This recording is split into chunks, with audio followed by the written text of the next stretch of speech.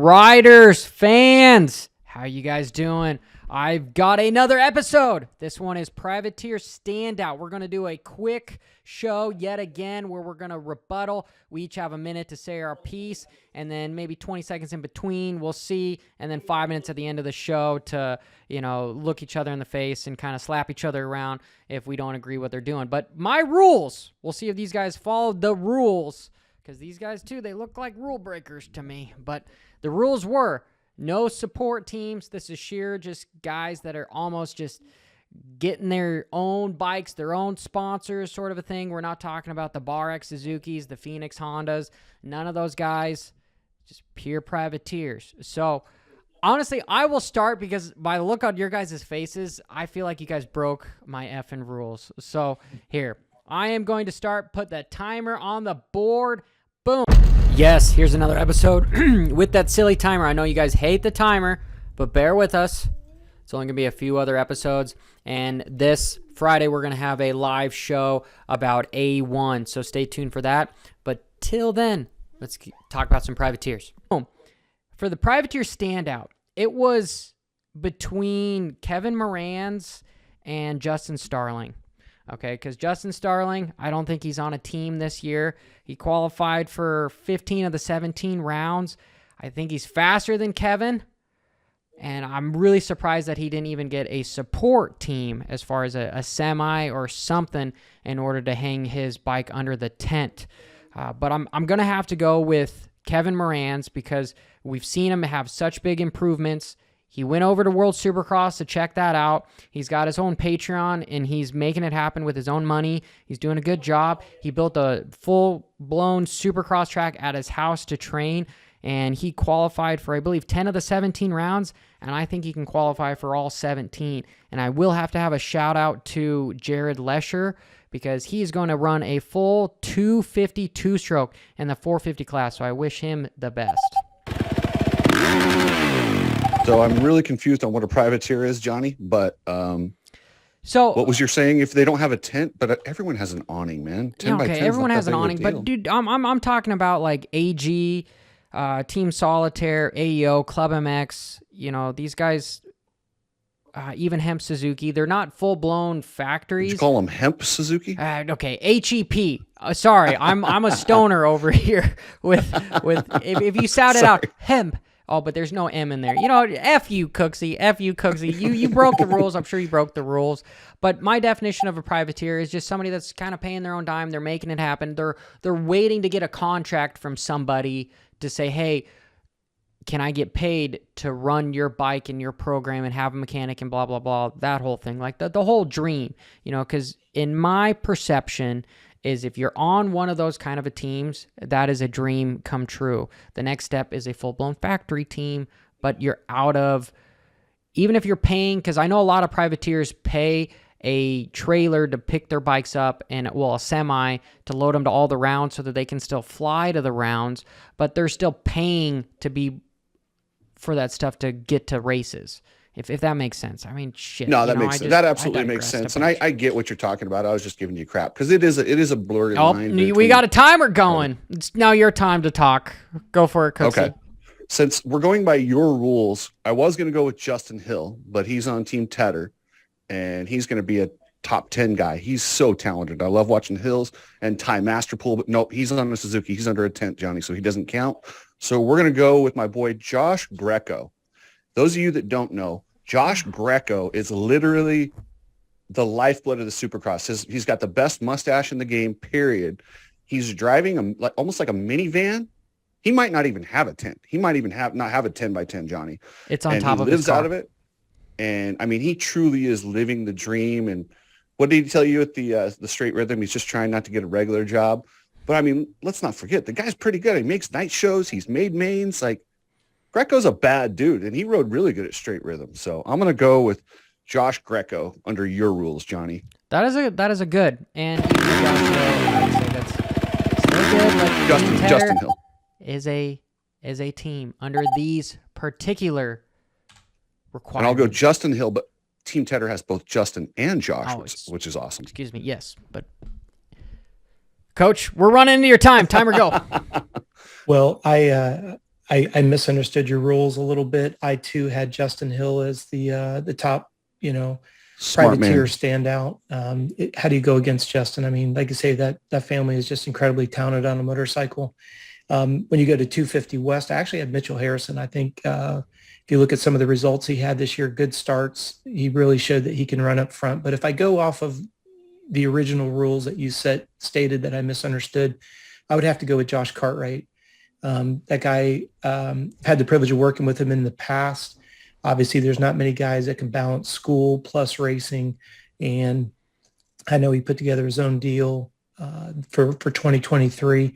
So I think that's going to be the privateer standout. I don't know exactly what coast he's going to do with him being based in Texas. So, yeah, that would be my guy, would be a Josh Cartwright. The other guy that I would have to put in there, again, if we don't know what coast, I would say Kevin Morantz.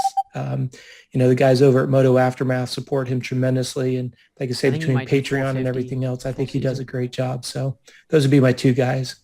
Yeah, Tristan Lane is one of them. He's got his 2-digit number now. What's here? We'll end it here with 5 minutes so that we don't keep everybody going. Joey Savacci, no team. Do you think he's going to show up at all? Or not unless he's a replacement. I don't see Joey buying his own bikes and going that route. Coach, you're out in Florida. You would probably know though, right? Well, I've heard that he did pick up a couple Cowies just in case AC's situation doesn't go through. But like we said earlier, if you look at the musical chairs, if Faulkner gets through the Supercross season, I think you'll see him making that shift, almost like Jet, moving to the outdoors. But I don't know. Does his contract with Pro Circuit keep him there? That's where there's a lot of that's what's behind the doors. Sorry, Coach. I'm being rude in interrupting you. Joey Savacci lets this guy by the name of Tomac buy to win $1 million. Scratches their backs considerably, and then once again he's left with his hands in his pockets here. Brandon Hartraft, God bless him. Wish that he is doing well in recovery wise. Have we heard anything about Hemp, HEP, Suzuki, Progressive? McElrath's taking his spot, if you're asking. McElrath's got it. Yeah. Okay. Nope, that's exactly what I was asking. But do you guys think that these guys are going to make it? Because you were talking about fill-in riders, and if we've got 19 factory guys or teams on the 450s, and we have 42 guys that are actually on teams in the 250 class, and we got 33 rounds if we're talking the whole deal, but if we're just talking Supercross, which is 17, I feel like the attrition rate is, from what last year said, was about 60% of the guys not finishing, so there's going to be plenty of room if they can pay for a follow-up rider to come in. Well, to answer your question, the attrition rate is going to be atrocious. I mean, you think about when this Super Motocross series was announced, and they said pretty much they're going to race from January to October. I don't know the exact press release date. I didn't even think to look it up before tonight because I didn't know you were going to go down this thread of thought, Johnny. But as a physiologist, there is no way. Let's just say they gave them 2 months. I mean, we're sitting here in the middle of December. I don't think it was that long ago that press release came out. What would you say? Maybe the middle of November? Let's just give it the benefit of the doubt. Let's say it was beginning of November. November and December, you're being told that we're going to increase the series and by adding 2 more races. Who, and you don't even have to be a physiologist to think about this, who can get in shape in 8 weeks for a 10-month series? Well, that's what the Baker's Factory's for. I've been doing this for 36 years. I've never seen a triathlete, a pro runner, mountain biker. Nobody can build fitness and hold it for 10 months. There's not a single sport alive that has any common sense would think that they can expect that out of their athletes. According to Ken Roxon's agent, there's some supplements that are on the WADA list that all the riders use in the off season that will build or their trailers, or during where unseen highs. Colt Supercross only, Marvin Supercross only, Tomac Supercross only. Not sure if Ken is going to do both, but these guys are only doing some Supercrosses, so that kind of tells you right there. We've seen a transition where guys are wanting only to do Supercross. I think Webb is doing Supercross only as well.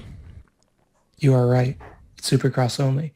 So, but if we back the train up just a little bit, if it wasn't for contract negotiations that allowed them to get out of Supercross, do we want to do a separate show on how many people we think will make it the full distance? Because if you're going off of durability, who made it through last year? Anderson, Tomac, Sexton. You know, I'm sure there's a couple. Didn't make it. He had to sit out the last round. Yeah.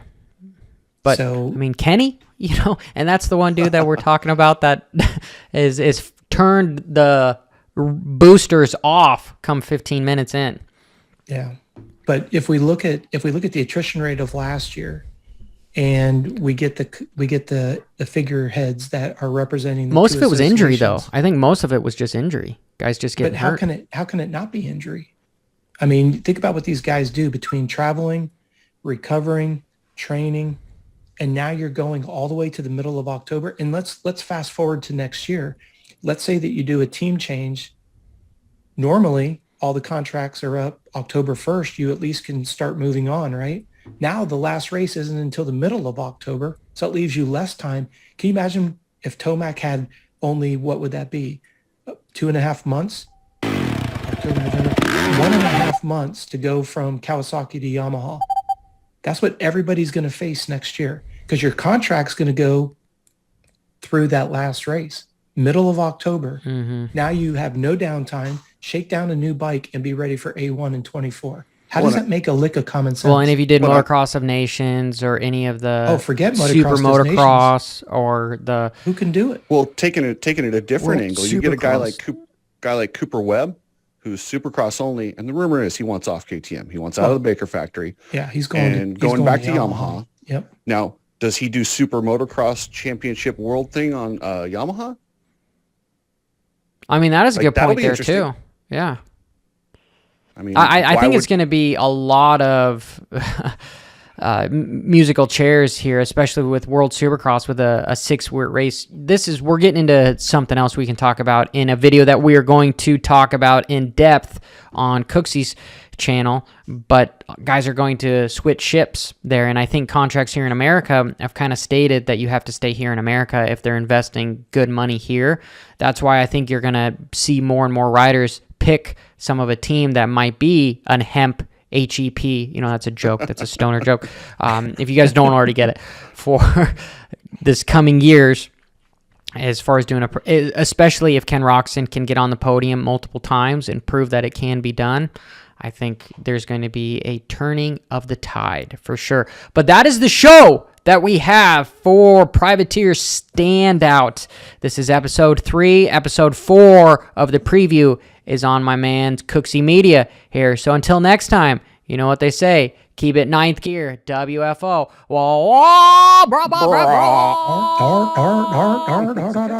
Likes to say is like the last video. I'm like, nah.